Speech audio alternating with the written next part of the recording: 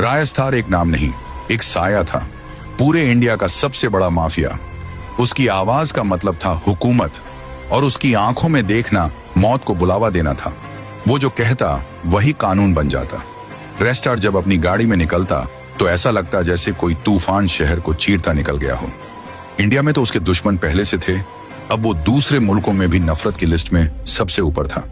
और वहीं से उठ खड़ा हुआ उसका सबसे बड़ा दुश्मन, ब्लैक 444, एक ऐसा शख्स जो सिर्फ खून में यकीन करता था, और अब उसने फैसला कर लिया था रास्टार शम को खत्म करने का। ब्लैक 444 अपनी फौज तैयार कर रहा था। देश विदेश के बड़े बड़े डॉन उसकी गैंग में शामिल हो रहे थे, लेकिन रास्टार नर को हर हरकत की खबर थी। वो कोई आम माफिया नहीं था, वो तो आग से खेलता था। उसने अपने सबसे खास आदमी से कहा, जाओ बारूद ले आओ, बंदूकें भर लो, जंग अब दूर नहीं, इस बार जो लड़ेगा वो या तो जिंदा रहेगा या फिर लेजेंड बन के मरेगा। वो खास आदमी निकला, 3 भारी भरकम जिप गाड़ियों में हथियारों की बारिश लेकर लौटा। दूसरी तरफ ब्लैक 444 भी इंडिया की जमीन पर उतर चुका था। सड़कों पे सन्नाटा था, पर दिलों में आंधी। फिर आया वो दिन, वो एनब्रिज द 9, जहां फैसला होना था।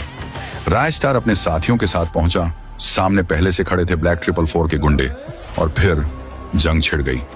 गोलियों की बौछार, बारूद का तूफान, हर तरफ धुआं था, चीखें, आग, और सिर्फ एक नाम, रेस्टार। जब धुआं छटा, मैदान में सिर्फ खून था और गुंडों की लाशें। रेस्टार आगे बढ़ा, लेकिन तभी सामने खड़ा था ब्लैक 444 अपनी पूरी फौज के साथ। रेस्टार ने आंखें तरेरी, लेकिन तभी फिर से धुआं छा गया, और जब वो धुआं हटा तो रेस्टार की आंखों के सामने एक ऐसा मंजर था जिसने उसके सीने को छलनी कर दिया। Part 2 comment.